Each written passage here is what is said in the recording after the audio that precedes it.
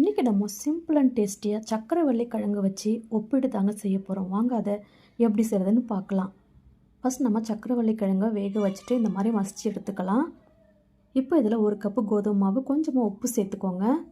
இப்போ தண்ணி சேர்த்துட்டு நல்லா மாவு பிசைஞ்சு எடுத்துக்கோங்க. மாவு காயாமல் இருக்க 1 ஸ்பூன் எண்ணெய் சேர்த்து நல்லா மூடி வச்சுருங்க. இப்போ வெள்ளைப்பாகு ரெடி பண்ணிக்கலாம்.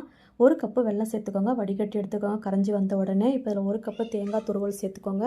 வாசனைக்கு ஏலக்காய் பொடி சேர்த்துட்டு நல்லா கலரி விடுங்க. கெட்டியாகி வந்த உடனே நம்ம ஓரமாக எடுத்து வச்சுக்கலாம்.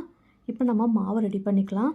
ஒரு சின்ன சின்ன பாலாக பிடிச்சி எடுத்துக்கோங்க. இந்த மாதிரி இப்போ ரவுண்ட் ஷேப்புக்கு நல்லா தேய்ச்சி எடுத்துக்கோங்க. உங்களுக்கு ரவுண்ட் ஷேப்பு வரலைன்னா டிஃபன் பாக்ஸ் வச்சு கட் பண்ணி எடுத்துக்கோங்க. இப்போ நம்ம உள்ள பூரணத்தை வச்சு ரெடி பண்ணிக்கலாம். இந்த மாதிரி ஸ்பூன் இருந்தால் ஷேப் பண்ணி எடுத்துக்கோங்க. பார்க்குறதுக்கு நல்லா அழகாக இருக்கும்.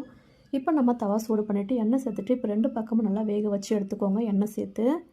அவ்வளோதாங்க, சூப்பரான சக்கரவள்ளி கிழங்கு உப்பிட்டு ரெடி பண்ணியாச்சு. இதே போல் நீங்களும் ட்ரை பண்ணி பார்த்துட்டு எப்படி இருந்துச்சுன்னா உங்கள் ஃபீட்பேக்கை சொல்லுங்கள். தேங்க்யூ.